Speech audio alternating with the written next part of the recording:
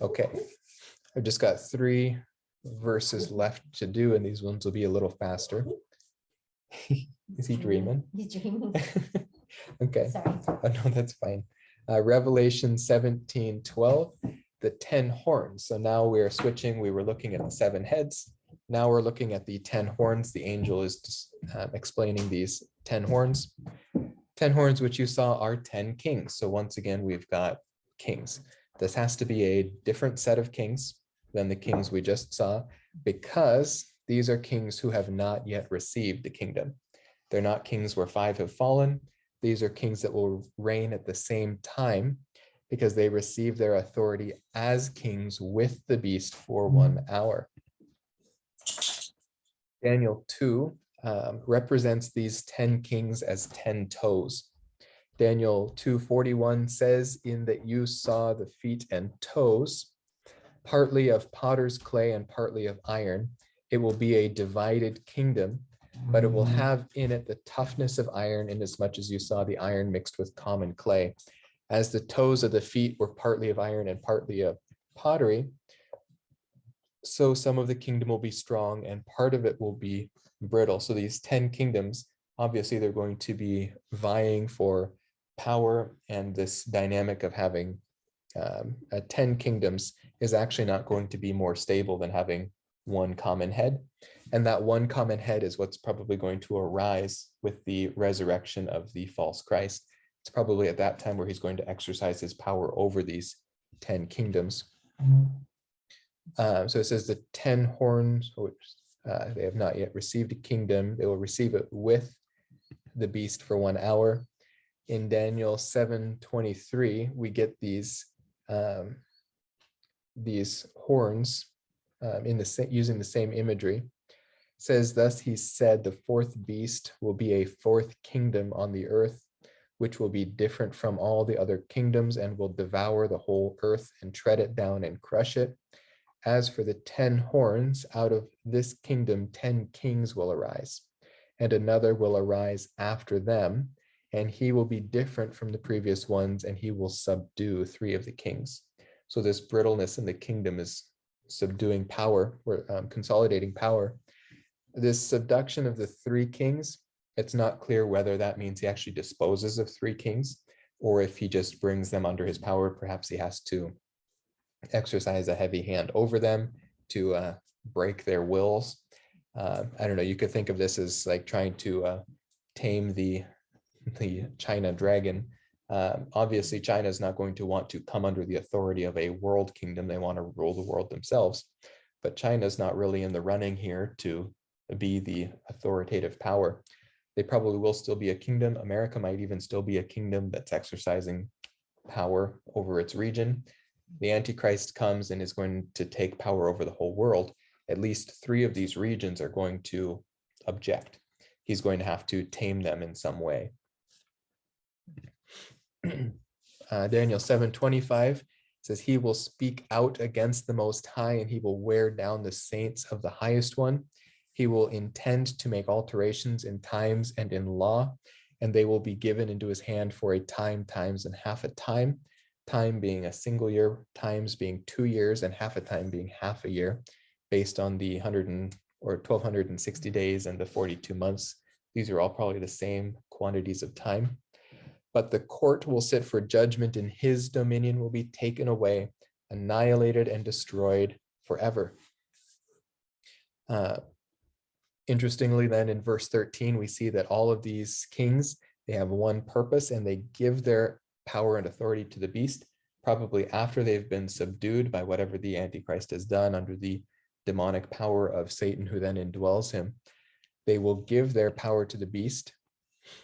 We see this power being exercised in Revelation 16, we looked at a few months ago. This is the Battle of Armageddon, or the preparations for it. It says, "I saw coming out of the mouth of the dragon, and out of the mouth of the beast, and out of the mouth of the false prophet, 3 unclean spirits like frogs, for they are spirits of demons. They're performing signs which go out to the kings of the whole world," probably those 10 kings, "to gather them together for the war of the great day of God the Almighty." So here I'm going to read the results of that great war, because they are going to try to actually win a war against God himself. It's going to be these 10 kings. They amass themselves right outside of Jerusalem. Their goal is to take the city of Jerusalem, but really their war is with God. He wants to sit in the temple of God and declare himself to be God. And God is the kingdom that he has to overcome in order to do that. So in Revelation 19:11, we'll look forward to what we're probably going to be doing in a few months. It says, I saw heaven opened, and behold, a white horse. He who sat on it is called Faithful and True, and in righteousness he judges and wages war. On his head are many diadems, and he has a name written on him which no one knows except himself. He is clothed with a robe dipped in blood, and his name is called the Word of God. The armies which are in heaven, clothed in fine linen, white and clean, were following him on white horses. From his mouth comes a sharp sword, so that with it he may strike down the nations. He will rule them with a rod of iron, and he treads the winepress of the fierce wrath of God the Almighty. So we see him already depicted as that final king who's going to rule over the earth. He is the king that the Antichrist king is waging war against. But we see that on his robe and on his thigh, he has a name written, King of Kings and Lord of Lords. Now, this is going to be a direct mockery to the Antichrist, who is exercising his authority over kings. He is a king of kings, just as Nebuchadnezzar was a king of kings. But Jesus is the king of all kings. He is the Lord of all lords. There is no one higher than him. And so the call is made in Revelation 19:17. It says, I saw an angel standing in the sun, and he cried out with a loud voice, saying to all the birds which fly in mid-heaven, come assemble for the great supper of God, so that you may eat the flesh of the kings, and the flesh of commanders, and the flesh of mighty men, and the flesh of horses and of those who sit on them, and the flesh of all men, both free men and slaves, and small and great. And I saw the beast and the kings of the earth and their armies assembled to make war against him who sat on the horse and against his army.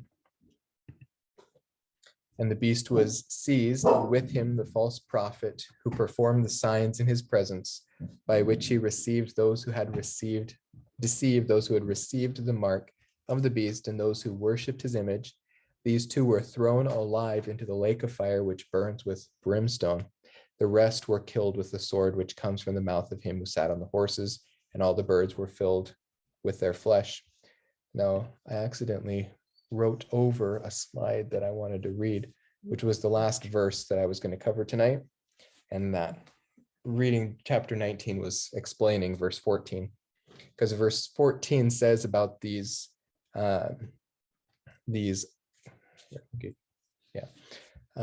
says these have one purpose. They give their power and authority to the beast, those 10 kings. And that purpose is that these will wage war against the Lamb. That's their purpose. The Lamb will overcome them because he is the Lord of Lords and the King of Kings. And those who are with him are called the chosen, those who are with him are the called, the chosen, and the faithful. And that's exactly how they're described that's probably speaking of this crowd that comes with him in Jude, verse 14. It was also about these men that Enoch in the 7th generation of Adam prophesied, saying, behold, the Lord comes with many thousands of his holy ones. These are the same descriptions given to the church in the seven churches as well. But the main idea here, I think, that should be taken away is Satan is establishing a counterfeit authority over this earth.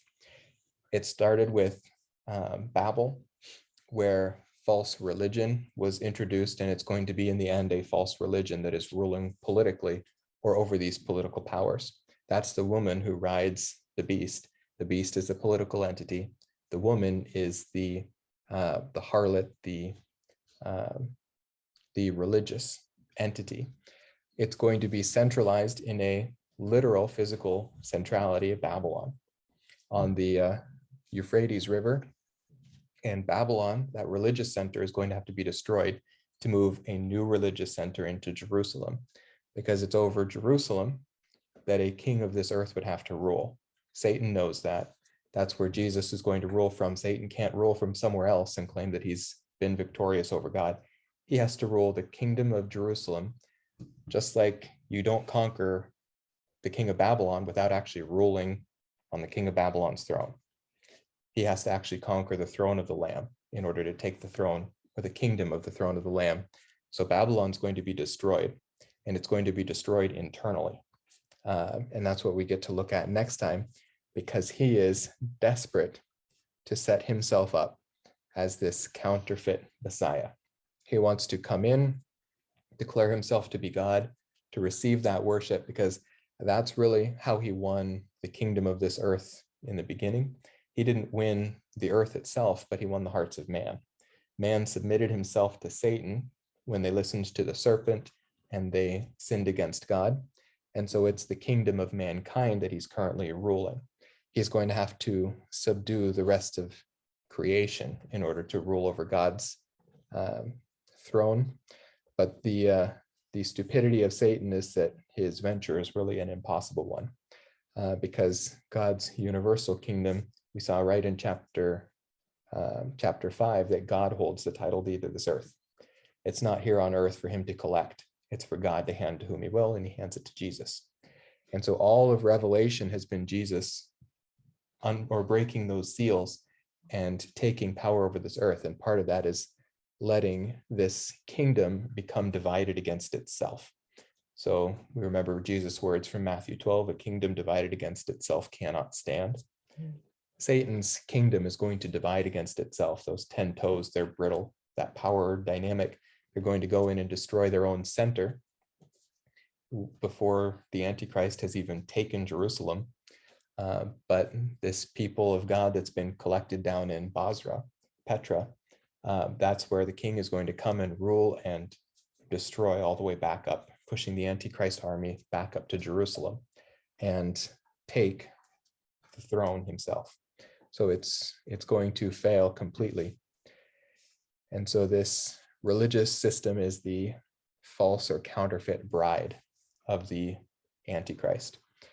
She's going to be overthrown. We see that rather than dying for his bride, he will slay his own bride. That's next week. And we have continuing this counterfeit city. We've got always Jerusalem warring with Babel. Those are the two cities, the tale of two cities, I guess you could call everything from Genesis 11 to Revelation 18 is the tale of two cities. This warring faction, the seed of the serpent or the seed of the woman, the city of Babel or the city of Jerusalem. All right. So that is almost the end of chapter 17, but we'll finish chapter 17 next week, and then we'll do just 1 week on chapter 18, and we'll just breeze through that, because that's the destruction of political Babylon. That's where we actually get to see the reaction of the world when the city of Babylon, the physical city, is torn down.